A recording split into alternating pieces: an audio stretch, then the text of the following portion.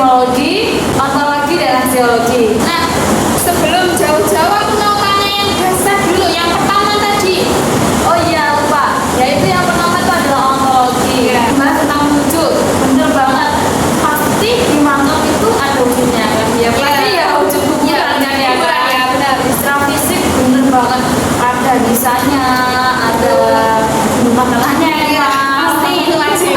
Selain itu jika diulik lebih dalam, selain terdapat wujud seperti itu, wujud seperti kuburan dan lain-lain itu, dia memiliki simbol perjuangan yang sangat terasa. Di makam Sunan Ampel itu terdapat simbol perjuangan dakwah beliau pada zaman dahulu. Ya, benar gitu. banget. Ada fisik dan juga simboliknya. Oh alah, kayak es krim gitu ya. Ada konnya, Bener. ada isinya. Bener banget. Kalau ngomongin es krim nih ya, jadi pengen jajan di Gambres belakang nih. Aduh, gitu banget sih. Kayaknya kamu harus cobain es krim yang lagi viral tuh, deh. Boleh nanti ya di sini. Saya tuh guys di Gang Dosen itu ada es krim yang paling enak banget. Betul. Es krim puter guys. Wah, enak Itu dari banget. 5.000. Kok malah bahas yang gini sih? Oke, Gimana sih, sip. Ros? Kita lanjut saja. Oke, kita lanjut yang kedua. Sekarang yang kedua nih pembahasannya tentang analisis epistemologi. Bener banget. Nah, epistemologi itu bagaimana kita cara mengetahui bahwa itu ialah benar-benar media dakwah nih. Oh gitu. Pertanyaannya, bagaimana sih cara mengetahui kok bisa disebut media dakwah itu bagaimana? Bagaimana sih? Penasaran ya kalian? Penasaran banget kan? Gini, kenapa kok bisa disebut media dakwah? Itu dari mana cara mengetahuinya? Yaitu cara mengetahuinya dari cara melihat dari pengalaman para pengunjung.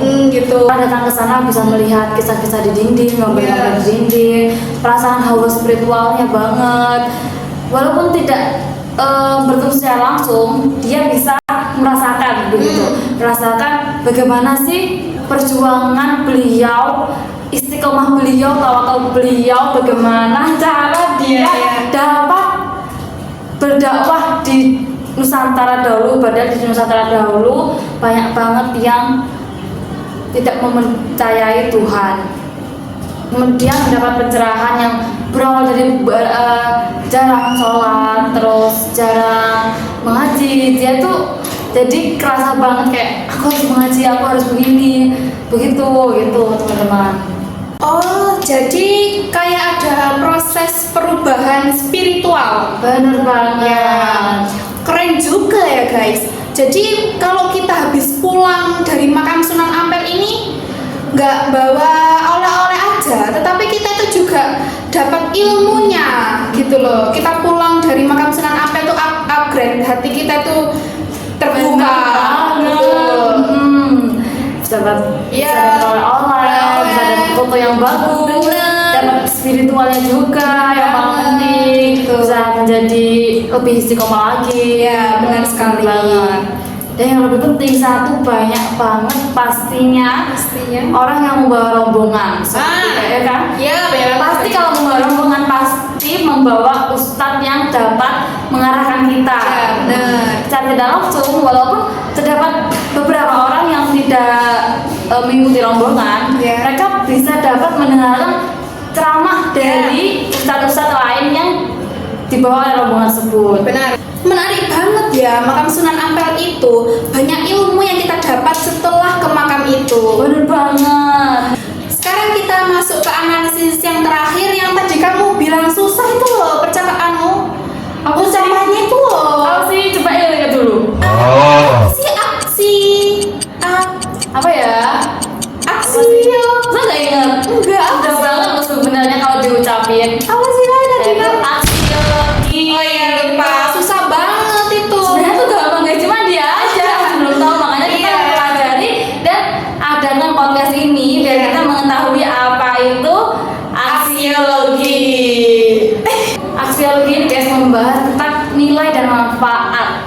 Apa sih, pertanyaannya gini, apa sih manfaat adanya makam ini bagi masyarakat? Nah, ada banyak guys. 4 diantaranya ialah yang pertama, kita dapat mengingat sejarah dakwah Islam di Pulau Jawa yang telah disebar oleh banyak sunan. 2, menjadi tempat refleksi spiritual. Dari awalnya lumayan jarang sholat menjadi sering sholat gitu. Ya, bagus banget. Dan yang ketiga, pusat kegiatan keagamaan dan pengajian. Pasti nggak bakal di sana kalian cuma diem-diem gitu doang. Pasti di sana kalian mengaji, Ya, pastinya. baca tahlil, lalu kayak belajar tentang Islam juga. Dan yang keempat yang paling penting ialah menyatukan umat Islam dari berbagai daerah.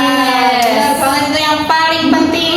Penting banget karena di Islam juga diajarkan bahwa kita harus saling tolong menolong, Iya. saling mengenal dan saling menyayangi. Iya, benar. Tak kenal maka tak sayang. Jadi manfaatnya banyak banget ya. Benar banget. Pantesan nih makam Sunan Ampel tuh selalu ramai sama orang-orang yang mau datang ke sana tuh pasti banyak dari berbagai macam seluruh Indonesia. Tapi sebenarnya kita perlu meluruskan sebentar. Sebenarnya itu makam sendiri bukan tujuan dakwahnya sebenarnya. Sebenarnya itu ya tujuan dakwahnya itu ialah kayak ceramah, pengajian, kumpul-kumpul itu ya. Bentuk dakwahnya. Ya, bentuk dakwahnya itu tadi. Tujuan dakwahnya. Tapi Kai, aku mau nanya nih. Tapi ini Oke, baik. persoalannya tuh agak sensitif lah. Iya bener. Apa tuh? Soalnya kan banyak juga yang bilang kalau ziarah itu termasuk bid'ah atau bahkan tidak diperbolehkan di Islam. Menurut kamu sendiri, gimana biar pendengar ini tidak bingung juga? Nah ini sih bener yang Ya. harus dijelaskan, yang perlu dijelaskan. Sebenarnya adanya ziarah makam ini tuh dikhususkan untuk agar kita ingat akan kematian, Oh, kan? gitu, Dan ya. kita tuh diajarkan juga kan kalau kita harus mengingat kematian ya kan. Ya, pasti wajib itu guys. Yang kedua itu kita doakan yang sudah wafat. Yang dilarang di ziarah tuh ialah seperti meminta-minta kayak meminta biar langsung kaya, minta gini Iya. dan menyembah kuburan tersebut. Oh, ada kayak gitu ya Ya ternyata. banyak banget sih yang menyembah. Baru tahu ya kita. Ya, makanya itu kita ada podcast ini untuk mencari tahu. Oke. Sama niat yang benar untuk mendoakan dan belajar itu diperbolehkan. Oke, jadi disimpulkan itu menurutmu makam Sunan Ampel itu sebenarnya termasuk media dakwah atau bukan sih? Biar pendengar kita tuh dapat kesimpulan yang mantap.